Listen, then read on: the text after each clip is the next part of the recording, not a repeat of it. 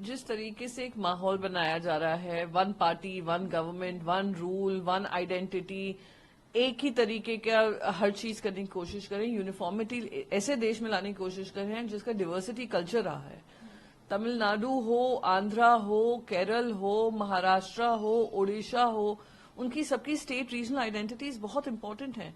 उनको खत्म करने का काम पहले संवाद करिए, विश्वास में लाइए, फिर आप बातचीत के माध्यम से रास्ता ढूंढें। इस तरीके से जो थोपने की राजनीति चल रही है वो दुर्भाग्यपूर्ण है। आम कश्मीरी की आवाज केंद्र में भी नहीं है, आम कश्मीरी की आवाज असेंबली में भी नहीं है। आम कश्मीरी की आवाज दबाकर 4 साल पहले बंद कर दी है। और एलजी कुछ भी कहें, सच्चाई ये है कि खुद अमित शाह जी ने कहा था 1 साल के अंदर अंदर पीस बहाल होने के बाद हम फिर से वहां पे चुनाव रखेंगे। आज तक 4 साल हो गए हैं, चुनाव नहीं हुआ है। पूरा जो वहां की आवाज है जो पार्लियामेंट में गूंजनी चाहिए थी, कोई नहीं है उनका पक्ष रखने के लिए। और ये किस बात का जुलूस मना रहे हैं? 4 साल अपनी राजनीति के चलते देश की जनता को कुछ वादे करके कि अब वहां पे लोग भी घर खरीद सकेंगे, वहां पे सेफ्टी एंड सिक्योरिटी होगी। आज तक कश्मीरी पंडितों को आप वापस नहीं ला पा रहे हैं। जो बचे कचे कश्मीरी पंडित वैली में थे वो पलायन कर चुके हैं क्योंकि आप एक सुरक्षित माहौल नहीं दे पा रहे। किस बात की खुशी बना रहे हैं? ये शर्मनाक है। इसी मौके पर तो आप देखिए, एक माहौल, एक तरफ जश्न बन रहा है कि 370 हटा। हम सब चाहते थे 370 एक टेम्पररी मेजर था, पर आप 370 तब हटाते जब वहां की जनता को अपने विश्वास में लेते, वहां की जनता से पूछकर करते। अभी भी सुप्रीम कोर्ट में इसकी हियरिंग चल रही है।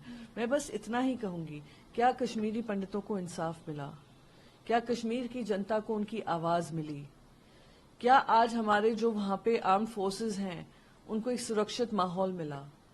तो ये सारी बाकी चीजें जो बोल रहे हैं वो बोलते रहे, अपना जश्न बनाते रहे। ये वही है, कथनी और करनी में जो अंतर है वो स्पष्ट दिखाई दे रहा है। केंद्रीय मंत्री तो कोई उनसे कहे, जरा अपने कैबिनेट में देख लीजिए, दाएं और बाएं जहां आप मंत्री हैं, दाएं बाएं देखिए। पीयूष गोयल जी से शुरुआत कर लीजिए, फिर आप अनुराग ठाकुर जी पे चले जाइए, फिर आप ज्योतिरादित्य सिंधिया पे चले जाइए।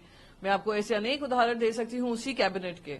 तो दूसरों पे कीचड़ उछालने से पहले जरा अपने गिरेबान में तो झांकिए। पर हाँ, इनके गिरेबान में तो कीचड़ होते ही नहीं है क्योंकि मोदी वॉशिंग पाउडर सबको लागू हो जाता है, right from Himanta Biswa Sarma to Jyotiraditya Scindia के। उनने जो भी कहे होंगे उनके 100 खून माफ, पर उनकी डायनेस्टी चार्जेस माफ, पर वो लोग सत्ता में बने रहेंगे और दूसरों पे टीका टिप्पणी करेंगे। कर्नाटक प्रभावशाली नहीं है, ऐसे मॉडल तो हमारे राज्य में भी हैं, कई बातें कही। देखिए, नॉलेज एक्सचेंज जब होता है, एक राज्य के दूसरे राज्य में जाकर देखते हैं, तो ये नॉलेज एक्सचेंज की तरीके से देखना चाहिए। एक हेल्थ मिनिस्टर वहां के हेल्थ मिनिस्टर से मिलकर एक जगह जाते हैं, मोहल्ला क्लिनिक देखते हैं।